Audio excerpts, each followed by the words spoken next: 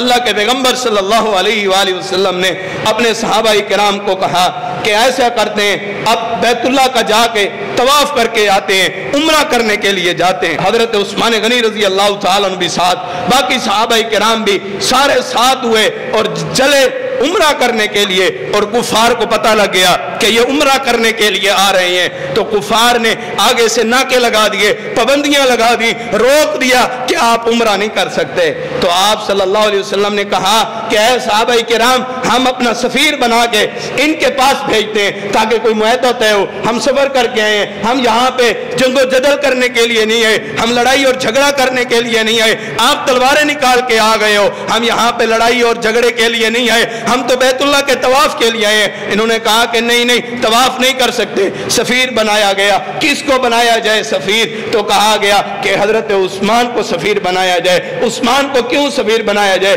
کہا گیا کہ عثمان وہ ہے جن کا حیا کفار بھی کرتے ہیں، ان کی بات کفار مان لیں گے۔ اب حضرت عثمان غنی رضی اللہ تعالیٰ عنہ ان کفار کے پاس جا کے پہنچے اور بات کہی کہ ہم عمرہ کرنے کے لیے آئے، ہم لڑائی اور جھگڑا کرنے کے لیے نہیں آئے، ہم ایسا کوئی فعل کرنے کے لیے نہیں آئے جس سے آپ کو تکلیف ہو، ہمیں عمرہ کرنے کی اجازت دی جائے۔ تو بعض دن زیادہ گزر گئے، حضرت عثمان غنی رضی اللہ تعالیٰ عنہ کو یہ کہتے ہیں آپ عمرہ کر لیں، آپ ان کو چھوڑ دیں، اللہ کے پیغمبر کو اور صحابہ کو چھوڑ دیں، آپ عمرہ کر لیں۔ حضرت عثمان کہتے ہیں میں اللہ کے پیغمبر کے علاوہ کیسے اکیلا عمرہ کر لوں؟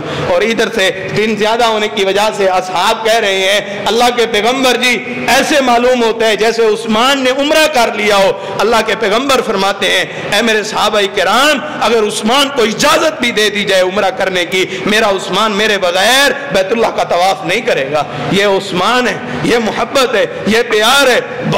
بات طے نہیں ہو سکی تو بات یہ طے ہو گئی کہ آپ اگلے سال آ کے عمرہ کریں گے۔ تو ادھر سے افواہ پھیل گئی کہ حضرت عثمان رضی اللہ تعالیٰ عنہ کو شہید کر دیا گیا۔ یہ افواہ پھیلی، اللہ کے پیغمبر صلی اللہ علیہ وآلہ وسلم نے اپنا ہاتھ نیچے رکھ دیا اور کہا کہ بیعت کرو میرے ہاتھ کے اوپر، آج میں یہاں سے نہیں جاؤں گا، آج ہم عمرے کے غرض کے لیے آئے تھے لیکن انہوں نے میرے عثمان کو شہید کر دیا۔ حضرت ابوبکر نے ہاتھ رکھ دیا، حضرت عمر رضی اللہ تعالیٰ عنہ اور جتنے صحابہ کرام تھے باری باری اپنا ہاتھ رکھ دیا اور اوپر اللہ نے اپنا ہاتھ رکھ دیا۔ ید اللہ علی الجماع، اللہ تعالیٰ نے اس جماعت کے اوپر اپنا ہاتھ رکھ دیا۔ اور یہ بات کیا ہوئی کہ آپ صلی اللہ علیہ وسلم نے فرمایا اگر میری جان عثمان کے قصاص کے بارے میں، عثمان کے بدلے کے بارے میں جاتی ہے تو چلی جائے، یہ میرے عثمان کی قیمت ہے۔ اگر حضرت ابوبکر قربان ہوتے ہیں ہو جائے، عثمان کے قاتلین سے بدلہ لیں گے۔ حضرت عمر قربان ہوتے ہیں، سب صحابہ کرام قربان ہوتے ہیں،